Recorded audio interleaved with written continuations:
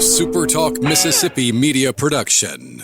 I'm Steve Azar, and I'm on the other side of the microphone, meaning I'm asking the questions this time, and oh, have mercy for the airwaves. I spent 20 years in Music City, wrote and made some hits, traveled the world, and then moved my family back to the birthplace of American music and where the magnolia trees prosper.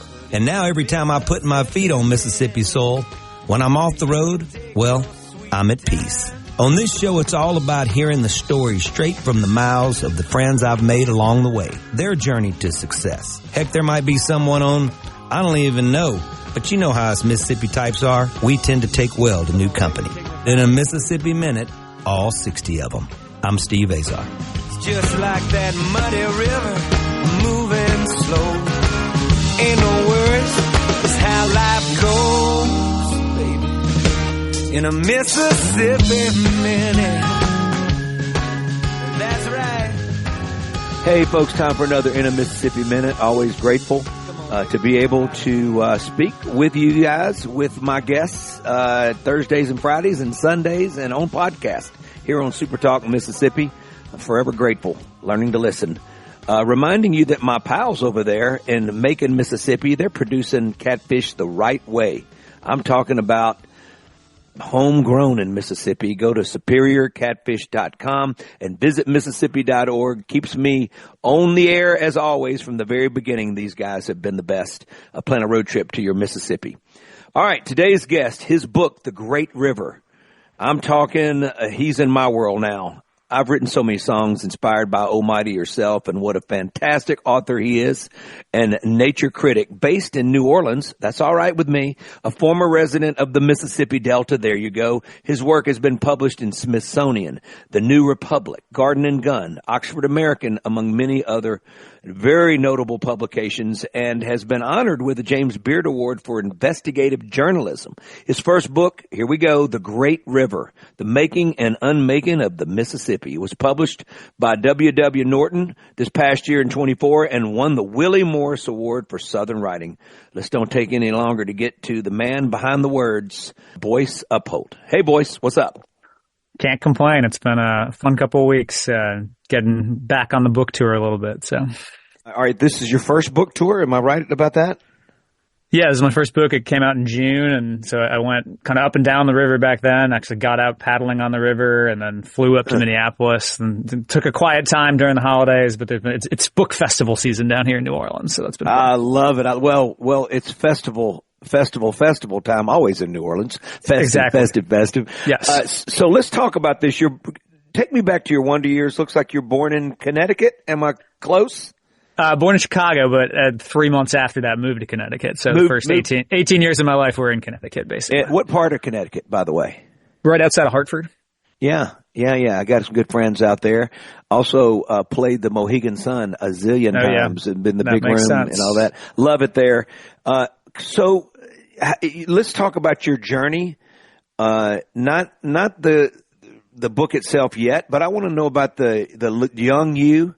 Growing up in Connecticut and how you make your way to the Mississippi Delta, just before we get into all the inspiration of this wonderful book.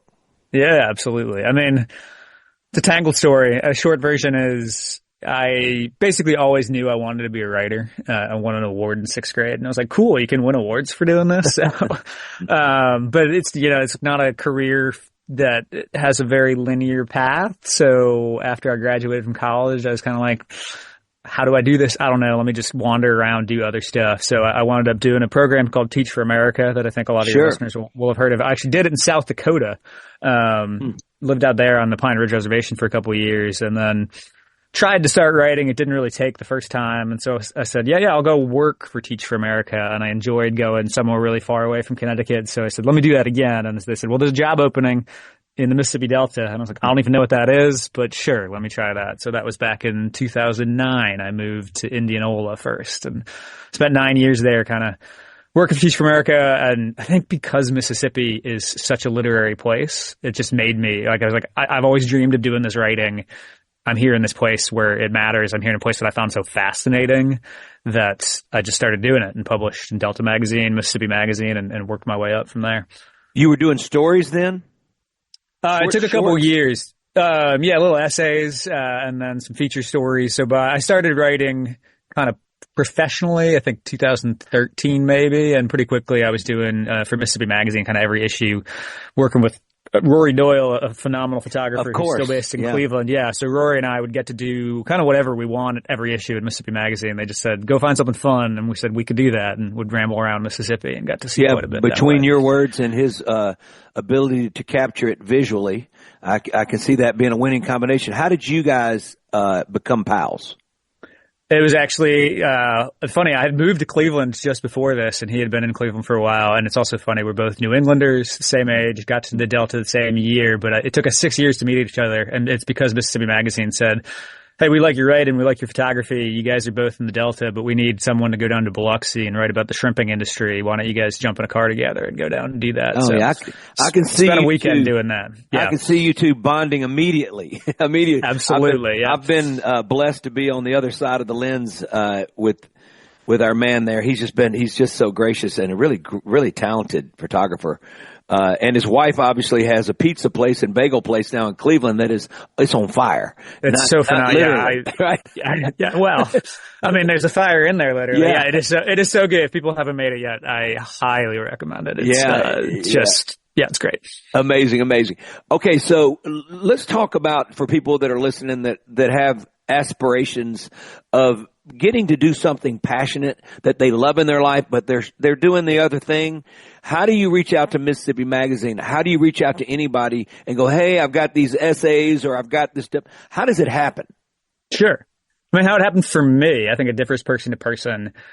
I mean, again, short version, talking to a friend who wanted to get into journalism. And like I said, I had this really one bad year in journalism. And so we hopped on the phone and I said, let me tell you what not to do. It's like, don't go write for some stupid weekly newspaper in the suburbs of Philadelphia. Don't go work for a trade magazine that basically tells political consultants how to make junk mail. I was like, neither of those things were fun. And so we got to chatting, and after that phone call, I was like, why don't we just do a project together? So we built a website and started publishing our writing and writing a friend. So that just gave me the structure to like force myself to do the writing because I hadn't been doing it. And then I liked the essays I was writing. And so I just sent I sent it actually both to Delta Magazine and Mississippi Magazine because they have that most magazines have a back page essay. And I was like, I think this could work for that.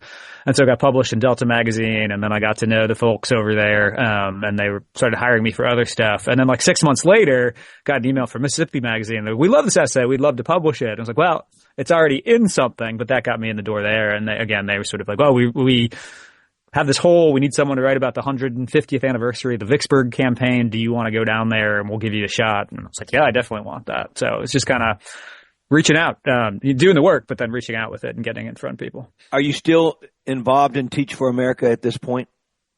I'm not. No, in 2018, I kind of had, again, worked my way up to kind of go out on my own. So I've been making it for 7 years full time as a freelancer, which is wild to me.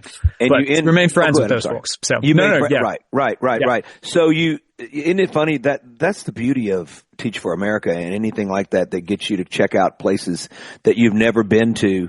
And in your case, you said you've never heard. Basically, you're coming to a place. Well, I'm many generations back, so I've heard about it for sure. I can say this, the inspiration here, it's a remarkable thing. If not growing up for here, and my listeners have heard this a zillion times, and it's been well documented as I started to have hits and started to be known for writing about Mississippi, which was the most important thing to me. There was something, well, I know for a fact, if I don't grow up here and I grow up anywhere else, if I don't have this place and this sense of place and the people and that river and all that, there's no way I'm doing what I'm doing. It's not in my genetic makeup. There's nowhere in my family's history where words are important when it comes to articulating how you feel about here. And so it's made a difference for me. Let's take a quick break. I'm just so excited to find out about the book itself, how folks can get it. Of course, The Great River by Boyce Upholt. The Making and Unmaking of the Mississippi. I love that title. I want to dig further into that as well. Before you dig into that, dig into your plate of superior catfish, homegrown and produced right here in Mississippi, Superior superiorcatfish.com, and visit Mississippi.org. We got another artist on our hands. We stole him from by way of Chicago, Connecticut, Teach for America. We thank you. We got a Mississippi treasure just because he's living in New Orleans. They have beignets there, so it's kind of cool. We'll be right back. I'm Steve Azar.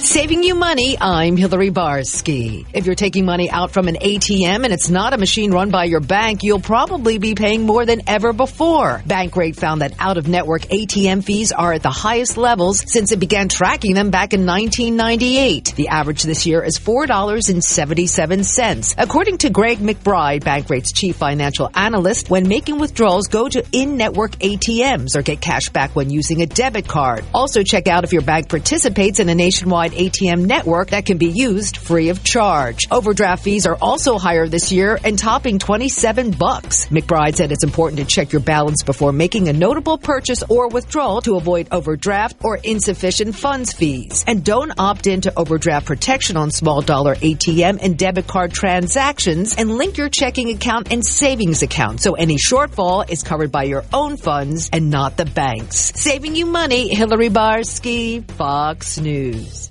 Huntington.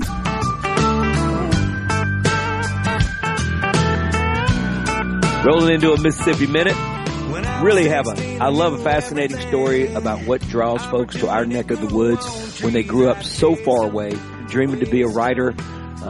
Teach for America brings them down to the Mississippi Delta, and the rest is history. My guest today, Boyce Upholt. The Great River is his book, The Making and Unmaking of the Mississippi. I tell you, go to SuperiorCatfish.com, produced there in Macon, Mississippi, and visit Mississippi.org. We have another artist, a true treasure that we can call our own now, even though he's skipped over into Louisiana. You know, New Orleans feels like home too.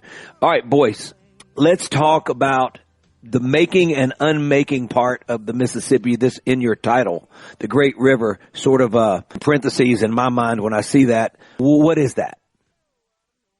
To me, those words kind of are synonyms in a weird way. Like they're antonyms and synonyms at the same time. And to explain it, I have to explain kind of how this book came to be, which is 10 years ago. Last month, I went out on the river for the first time. This was 6 years into living in the Delta.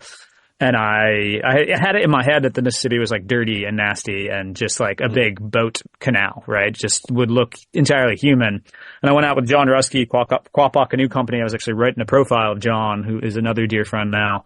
And we were down further south in Mississippi, but went out and canoed and then went camping. And I was like, oh my God, this is as beautiful as any place I have ever seen, right? It felt like I was in a national park, and I got obsessed with it. And so then I wanted to understand it. I was like, why is this so beautiful? Why doesn't anyone tell me about it? How is it still here? And so I got into all this history, and it has been really heavily engineered, right? It's been changed for almost 3 centuries. And so I started to think about, right, we've been spending a long time making the river that we want. We built these levees that we know so well in the Mississippi Delta, dams, locks, just all kinds of stuff in there. So it's like trying to make a new river. But to me, that has always been the unmaking of this really beautiful, powerful river that, I've come to think of the river as its own being, right? And it's been it's got desires, it's got needs. And I think we've taken some of that away from it. And so that it's the thing we make is also the unmaking of sort of the natural river, is the way I think about it.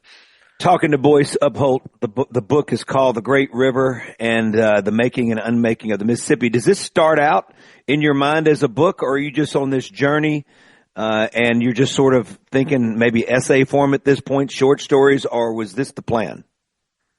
Initially, I was just like, hey, I've heard of this guy named John Rusky who takes tourists out of the Mississippi River. That's crazy. That'd be fun to do as a lark. And so I convinced a publication called The Bitter Southerner. I was like, will you let me profile this man and his work? And so that was the initial plan. But again, I got so obsessed with it driving back from that first trip. It was another canoe guide who's kind of taking me and Rory up and telling us all these stories. And I was like, I want to write about that. I want to write about that. So pretty quickly, I was like, maybe I should write a book about this. But at first I thought it would be a book just kind of like about spending time between the levees in the Mississippi Delta, kind of nature writing essay type stuff. And then over the year, I got a lot of feedback from mentors that said, if you want to make it as a writer, you're going to have to write something more ambitious than that. You're going to have to write a book about the whole Mississippi River, which at first didn't appeal to me that much. But gradually I kind of said, I think I can do something with that. So Tom Sawyer, Huckleberry Finn, you guys were there. It's like, right? You get the feeling of just being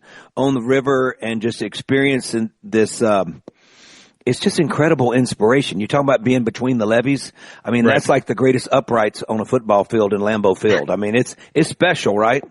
It is so special. Yeah. In 2017, I wound up canoeing with John Reske and a number of other folks from St. Louis all the way to the Gulf of Mexico. And it was like 6 weeks. We had to break it up a little bit, but I treasure that. It was one of the most phenomenal experiences of my life. And I got healthy. I was just like being out there every night, listening to the water lapping, watching the sunrise. It's like my blood pressure got so much better in that month. So do you guys ever have any sort of situations where you're going, I got a little bit too much into the Mississippi?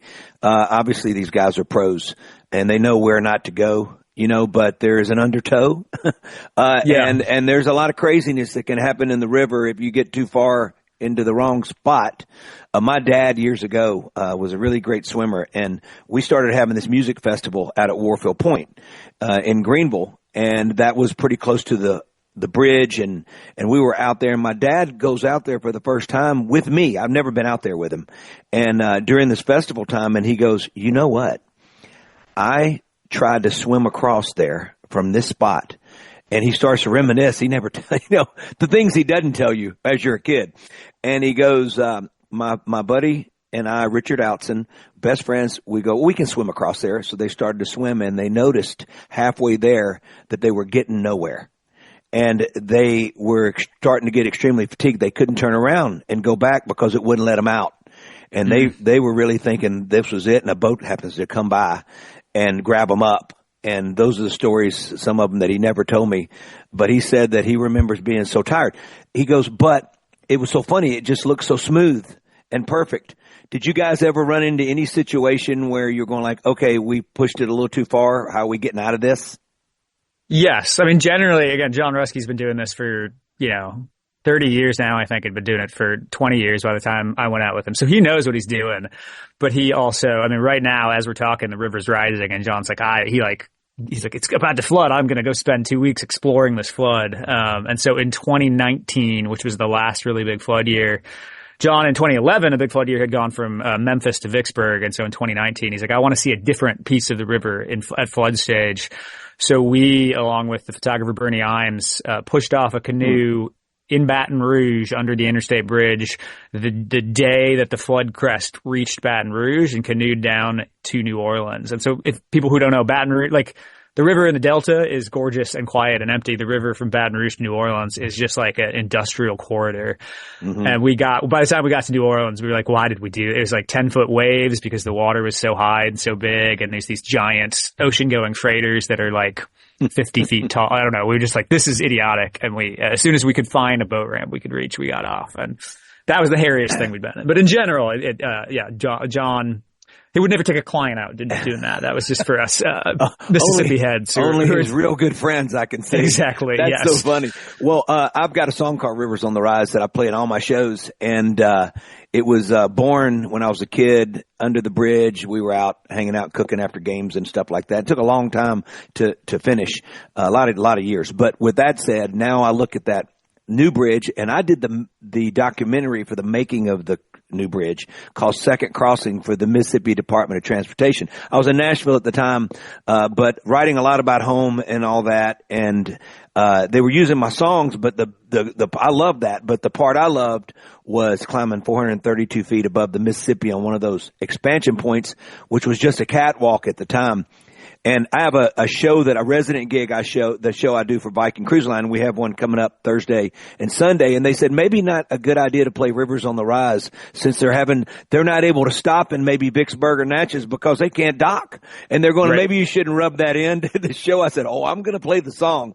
But, it's just so interesting that you jump on this river and it finally inspires you to do what you were born to do. That's the power of that Mississippi. And it just takes a hold.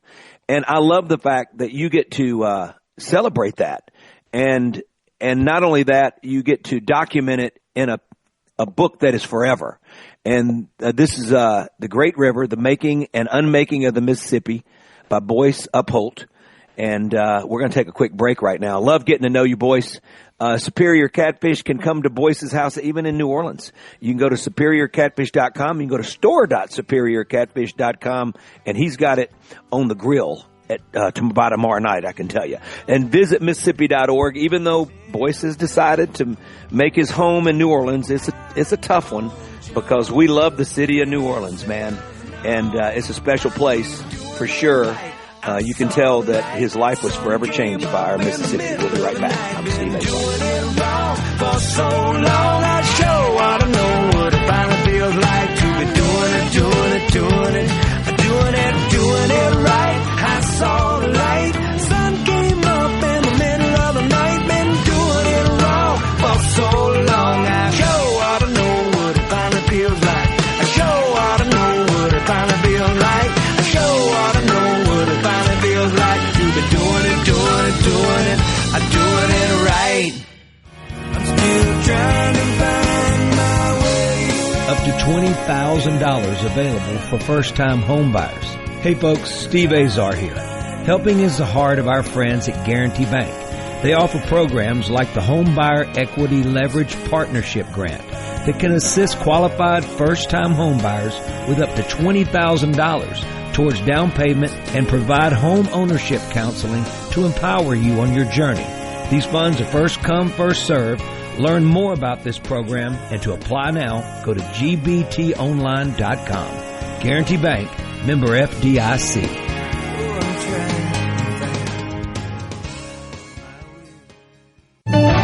Media Minute with Howard Kurtz. By the time that Joe Biden debated Donald Trump in that disastrous effort, we all knew how badly his mental acuity had suffered. But a new book by CNN's Jake Tapper and Alex Thompson of Axios still has some stunning revelations.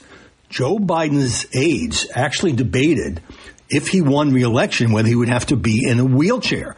But he couldn't be in the wheelchair, even though that was endangering his health during the campaign against Trump, because that would have been political suicide. Yeah, FDR was in a wheelchair, but the press agreed never to show him that way. Also, on-the-record quotes from Harris advisor David Plouffe that the campaign was a bleeping nightmare, that Biden bleeped us, that he totally bleeped us. I'm just quoting here. Shows the intense anger at the former president now that he's running a rehab campaign. With your Media Minute, Howie Kurtz, Fox News. In a Mississippi Minute with Steve Azar, right here on SuperTalk Mississippi. Here we go.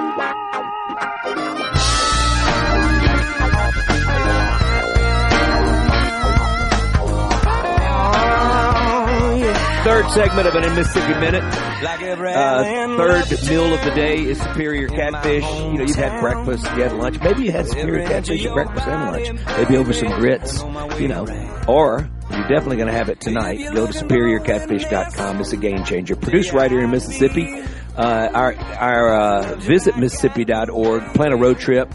As you can see, today's author of The Great, where am I at? The Great River, The Making and Unmaking of the Mississippi by Boyce Upholt. Spectacular book. He is our guest today, and he has been forever inspired. We put a stain on him forever. He can go to South Dakota, and he can grow up for a minute in Chicago, and then most of his time in Connecticut. But when he makes his way to Mississippi, you know, folks like Boyce will never leave, and that's a beautiful thing. Okay, I was able years ago to do this, the Gateway Museum in Tunica. I went and played my song Waiting on Joe, and I'm there with an author called John M. Barry, who wrote Rising Tide. And we became quick friends, and I had him years later on my show, wrote Influenza. And obviously Influenza during COVID became another bestseller. You know, he said he felt guilty about it. But at the same time, you know, people were getting to understand his work. That book I'm looking at right now, it's like an encyclopedia. Have you ever read that book? Several times, yeah. What do you mean several times? You can't read that book several times. You're not old enough. You're not old enough. I read it. I read it while canoeing on the river for the first time, I think, and then went back. I don't know that I've read it cover to cover the second time, but I quote John in the book. Right. It was one of the challenges was like I knew I had to put what he did. This whole big, thick book about was like one chapter in my book, and I was like, okay, I'm going to find something new to say. There's got to be something that John Barry didn't say about this era on the river. I didn't find a thing. There was like he covered it all, and so I just was like, let me just cite the master and move on. And John very guys met? But no, I mean, very kindly, he gave me this wonderful blurb on this book. And so I like had to slip it. He was out of town when I was getting him a copy. So I had to slip it through the like fence at his, outside his place in the French Quarter. And we just keep missing each other. But, you guys would dig each other. You guys have got to get together. You're right there in the same city, you know? He taught and he coached at Tulane football before he ended up becoming a world-class writer. A special guy. I really enjoyed getting to know him like I'm getting to know you. The Willie Morris Award for Southern Writing. When you find out you received that, that's a big honor, man. Yeah, and I just was actually back from the reception last week in Oxford. It was lovely to be back in Mississippi, and it was, mind-blowing. I mean, that award specifically, and Willie Morris just being a writer I love and an association with Mississippi, it feels like I just remember, again, growing up in the Delta, like not growing up as a writer in the Delta and soaking all this up. I would go to Square Books and just be like, it was like a dream. I was like, this is what I want to be. I want to be in this bookstore. So to be back there last week, have dinner in my honor and the honor of the other two winners of this prize, it's just like, oh my God, this is the thing. I was never sure if it was ever going to happen. And here I am. It's really, it's not just a book, but like a book that means something to people, that people see the merit in. So, what are you having to eat today? I'm just curious because I'm hungry right now, and I know I know what city you're in. So that is true. Today, I work from home, so I'm just gonna have like a nice little salad for lunch. But later tonight, I am gonna have. There's an interesting thing at a great restaurant called N7. They're having some something about salmon and aquaculture, and it was a press dinner. So I'm excited to see what they cook up because that's a really fun restaurant. Man, oh man, you're making me hungry. And you're still thin. That's impressive. That's part of eating at home. You got to decide. I know that, but I want to see you in 10 years. No, I'm kidding. Yeah. I know. I see your discipline. Okay, let's talk about how the Mississippi River helped shape the country's story. Yeah, absolutely. I mean, like I feel like there's an argument to be made that I make in like a sentence or two in the book that like the United States might not exist at all if not for the Mississippi River in particular, right? So it's like we think of the American Revolution, everyone knows about the Boston Tea Party and the taxes and all that. But another big piece of it was the king basically said, King George was like, you're not allowed to cross the Appalachian Mountains. So like you can only settle right on the coast. And people were like, we don't want that. Look at all this land, right? And across the Appalachian Mountains. To me, that's all Mississippi River, right? Because it all drains here. And so part of what caused the revolution was people being frustrated and saying, we don't want to follow that rule. We want to keep pushing onto the Ohio and onto the Mississippi River. So that's a piece of it. But just like then, that was 1770s. By the 1830s, 1840s, you get the steamboats, you get all the navigation, and that's this explosive period in American history. I don't think we would have become the superpower we are if we hadn't had the ability to sort of move all this timber and farm goods and people back and forth across the river. So, what do you feel like there was more of a competitiveness between both sides of the Mississippi, or was there always an understanding of we can work together, and are the people different? I mean, is there, as you've made this study, I've noticed, traveling the country, traveling the world, especially, but traveling our country, both sides of the Mississippi, at times you go there and you go, huh? And then you go over here and you go, huh? Like almost like not the Hatfield McCoys, but was there a competitiveness, or was there a common thread that brought both sides together? I mean, I think both at different times, right? You had famous stories of during like the 1927 flood. There's definitely competitiveness of, worrying about someone blowing up. If you blow up the levee with dynamite on the other side of the river, then your side's going to be okay.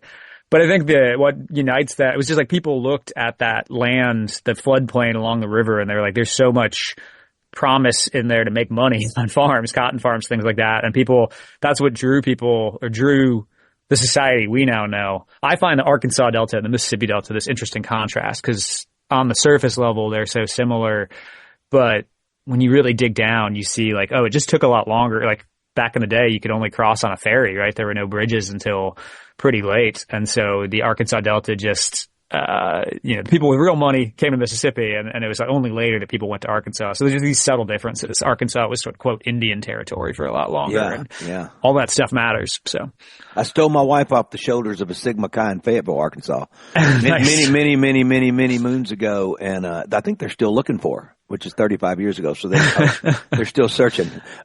So your work blends investigative reporting to me with like this artistic nature writing style.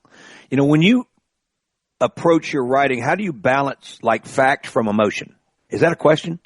Yeah, it's definitely a question. I don't know how I feel like as a writer, I'm an intuitive writer. I'm just like, I'm kind of trying my goal with this book was like, I was so fascinated with, again, that sort of just this forest, this island where I went camping, and I wanted to understand everything I could about that, which then wound up being this whole watershed in all American history. But I kind of use that as my focus of like, I bring in the emotions. This is not I appear throughout the book kind of like a tour guide. I wanted readers to be able to kind of feel and see the Mississippi River. And so I used myself as this, this is what I'm seeing. But like emotions do matter because the river makes me emotional. I did want to convey that where it served my purpose of making people understand sort of what the Mississippi River means. But ultimately it's sort of, that's just it's another layer of information. So there's sort of this journalistic information about what have we done to the river? How is it faring today? How are the agencies working? How are they not working? How are they messed up? And within the layers of all that is also like, how do I feel as someone who's come to love this place and spent a lot of time out there? Man, what a connecting of dots. I love that. I love it. Talking to Boyce Upholt, the author of The Great River, The Making and Unmaking of the Mississippi. I'm like so moved today, and I just love talking to someone that is so inspired about what's inspired me and given me an entire life and career. And it's why we moved our kids from Nashville to Mississippi in the Delta, because it did the same thing that it did to Boyce. I can tell you, it changed him forever. We're going to talk about his new project called Southlands, about nature and outdoor culture in the South after the break. Superior Catfish. You dang right. Made and produced right here in Macon, Mississippi. There's catfish. There's Superior Catfish. Head on over to superiorcatfish.com. Visit Mississippi.org. We have a brand new treasure in our Mississippi. Just because he's living in Louisiana, he's talking about us.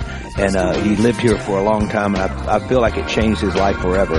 He visited, and it was a game changer. Go to visit Mississippi.org and plan a road trip with your loved ones. I'm Steve Azar.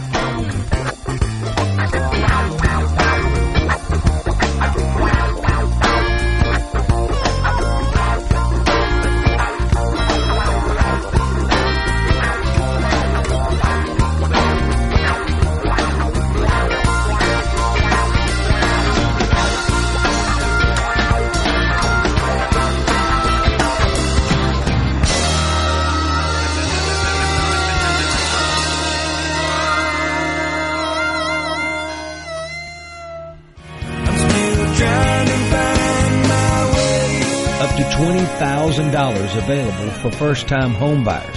Hey folks, Steve Azar here. Helping is the heart of our friends at Guarantee Bank. They offer programs like the Home Buyer Equity Leverage Partnership Grant that can assist qualified first-time home buyers with up to $20,000 towards down payment and provide home ownership counseling to empower you on your journey. These funds are first come, first served. Learn more about this program and to apply now, go to gbtonline.com. Guarantee Bank, member FDIC.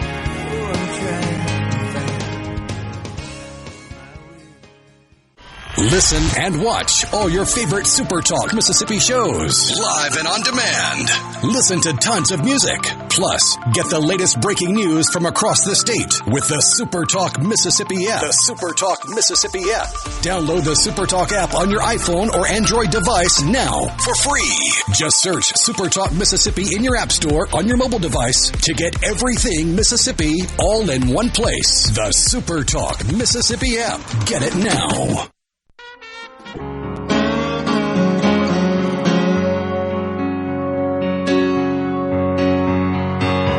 Good and the bad always comes from upstream.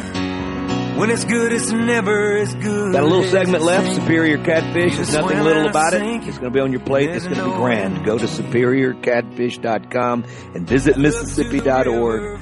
Author of your state song. I am most grateful. That's my most grateful moment as anything I've ever written, I can tell you. And it was written for me by the man upstairs, but I get to have my name on it, and we get to have a song together that I'm so grateful. Grateful. Go to visit Mississippi.org. Great folks over there, luring people into our Mississippi, and we're like Hotel California. Sometimes when you check in, you'll never want to leave. Okay, let's talk about this new project. We're talking to Boyce Upholt. His book out that won the Willie Morris Award for Southern Writing right now, 2024. That is current. It's called The Great River, The Making and Unmaking of the Mississippi. Now, he's got a new project called Southlands that will be about nature and outdoor culture in the South, hunting, fishing, camping, gravel biking, et cetera, et cetera. In some ways, it's an outgrowth of the book, and I'm eager to talk about this. So tell me about this new project, obviously the inspiration, and are you an outdoors guy in general? Yeah, I mean, I grew up hiking and camping, right? So I'm not a hunter yet. I might be for future projects. I've taken up fishing a little bit after moving here to Louisiana. I'm really bad at it, but I just like to be, right? Like that's why I paddled for 1,000 miles on the Mississippi River. I just like to be out there, spend time outside. Yeah. And so Southlands is going to be a new print magazine. I'm a crazy guy. I was like, I believe in print. It's kind of like vinyl coming back. People want to hold something in their hands. And so, we're going to start off just biannual, twice a year, but the first issue is going to be coming out in September, and it's going to be one of these big, beautiful, oversized magazines filled with photography, great storytelling. I'm like just locking down the assignments for this first issue, and the people that have been willing to write for me, it just blows me away. And so, yeah, it's just a celebration. I think that they're growing up not in the South. When I thought about nature and wildness, you think about the West, and living down here, I've been so inspired by the hunters and fishermen that I know and found so many beautiful places. And I think we need a community around that. We need a publication that celebrates that. Again, I hope that most of your listeners have been out there. My biggest goal with this book was to inspire people to go see it. So if you're in Mississippi and have not crossed that levee and at least kind of like dipped a toe in that water, ideally go get in a canoe and then spend a night somewhere. But it is so gorgeous. It is, yeah, we've altered it heavily. It behaves differently now, but you go out there and you don't, I don't know, you feel like, I was talking to someone about this on the book tour, and they're like, it feels like being in the Alaskan bush. It feels so big and empty and wide, and that's an incredible feeling. And so, yeah, it's interesting to me. I think you're right that it's also, I think, the wildest place in the country because it still does these crazy floods. We've tried to control it, but the reason we built the levees is because ultimately it's not a controllable river. We can't make it do what we want. And so we kind of put up a wall and said, we're not going to touch what's on the other side of that wall. And that's why I love that space. It's this total feral, it's the wastelands that we can't get into control. So we just set it aside. Yeah. I love it. Can folks obviously, Borders, Barnes and Noble, online, The Great River, The Making and Unmaking of the Mississippi, my guest today, Boyce Upholt, can get it anywhere, right? Should be able to find it anywhere books are sold. If they don't have it, they can order it. So when you went about getting your publishing deal, did you have a big pitch session, or was it the first love at first sight for your publisher, W.W. Norton? Well, I got my agent back in 2017, and I think he had a plan all along. It took us a while. I was pretty raw back then, and he worked with me for a year and a half to get a book proposal together. But he knew my editor at Norton loves this kind of, like, he loves geography, he loves understanding places, and so it was sort of one day my agent said, we're taking it to Norton tomorrow. And then like the next day I was like, here's the contract offer. So I guess it was love at first sight. Yeah. He had this thing already. Yeah, it was already it was a done deal. That is wild. Well, what a gift that you have been given, I can tell you. And the fact that now you've really found your voice. And I feel like it's funny. You can move a long way away from home and find home, right? Absolutely. A sense of place and be so inspired. Do you feel like if you'd have stayed in Connecticut that you would have been a writer but written about things that are more conducive to the territory of Connecticut in the Northeast, or do you feel Probably. When I grew up, I loved this writer named John Cheever who wrote stories about the suburbs. And so maybe I'd be writing novels about suburbia. But I think there's a chance that had I not come to Mississippi, the dream never would have happened. I think it kind of I was being back in Oxford last week. There's something like I had this feeling of like a hand reaching up and like holding me while I was in Mississippi. It just is a place that does feel like home to me. Well, you've got it, and you can't really put a finger to why. It's just, it happens every time. Absolutely. And it grabs a hold of you. Well, I can't thank you enough for spending a Mississippi Minute with me. Bless you and good luck on this new project. Folks, be paying attention to Southlands, the magazine. Like, we print vinyl records. I've got them back here. It's the greatest thing in the world. Love it. So print magazines are a beautiful thing, and they are coming back, which is awesome. There's nothing like touching and feeling rather than tapping your fingers on a digital thing, you know. Exactly. Anytime you don't have to look at a screen, it's good, I think. No, anytime you don't have to look at a screen, you're very good. Boyce Upholt, check the book out, The Great River. You're talking about the Willie Morris Award winner for Southern writing. He talks about our Mississippi, the Great River, the making and unmaking of the Mississippi, and also be on the lookout for Southlands, his new print magazine. Boyce, you're the best. Blessings, my friend. Thank you so much, Steve. Superior Catfish, another winner in my book for sure. Go to superiorcatfish.com, produced right here in Mississippi, and visit Mississippi.org. Hey, I'm produced here in Mississippi, and I'm forever grateful. We'll see you later. I'm Steve Azar. We've been with the fabulous Boyce Upholt. Later on. I'm Steve Azar. In a Mississippi Minute, all 60 of them, where you can take your sweet time.